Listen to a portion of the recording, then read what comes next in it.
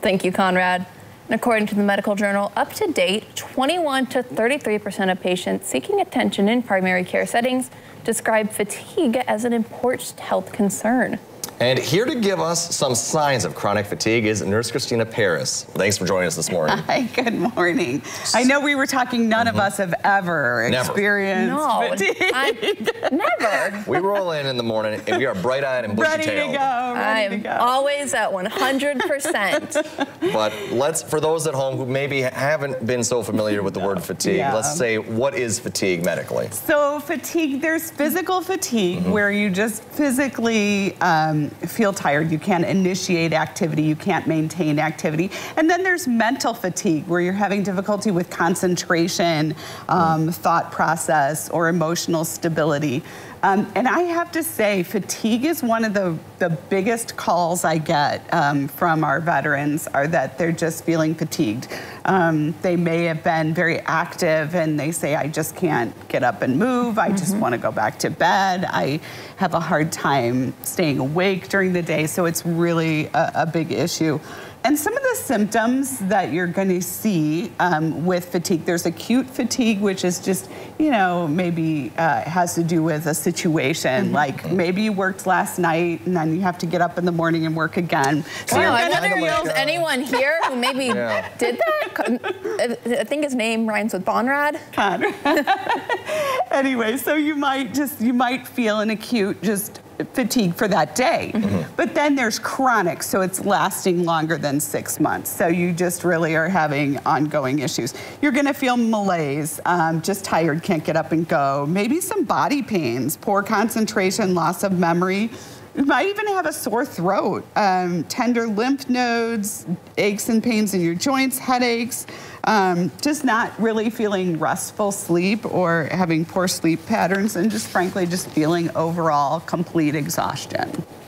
And does this happen as we age, or are there more specific kind of causes? So there's lifestyle causes, and then there are actually medical causes for this. So when we think about lifestyle, we're thinking alcohol and drug use, eating poorly, medications. Maybe you're just not getting enough sleep. You're one of those that stay up late gaming, and then you go to bed and you only sleep a couple hours.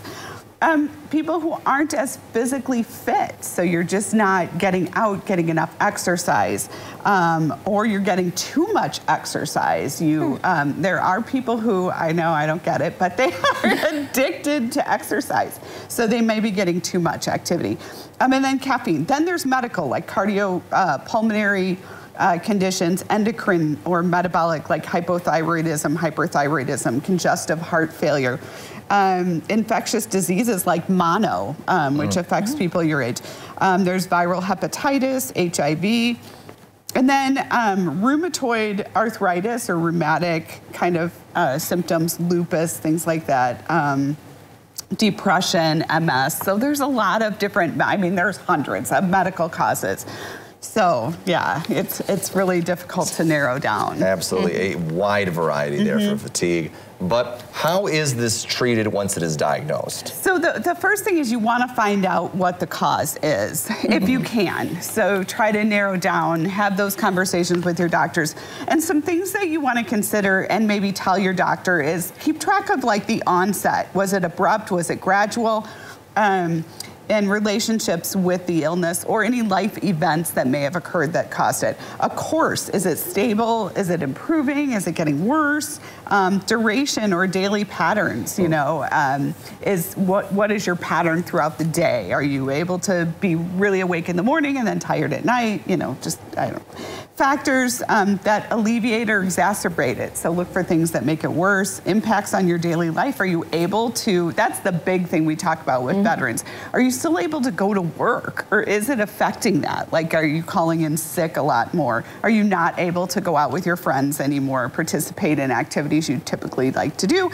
And what kind of accommodations are you having to do in your life to account for this? So those are all things that you want to kind of keep track of and sort of start writing down. So when you have those conversations with your provider, you can talk about that. Did you start a new medication? Were you recently diagnosed with something? So you want to be able to kind of give your provider as much information as you can, because that can help them narrow down what the problem is. So treatment will be more personalized. Exactly. Yep. Depending on what the cause is. But yeah, I know. It's a tough one. Like I said, we get calls about it daily, so it's hard to narrow down, and there's hundreds of possibilities. But keeping track is probably the best way. Gotcha. Well, thanks for coming in and trying to guide us through this definitely murky area of fatigue. Yes, thank you so much. And coming up, we have what's trending, including the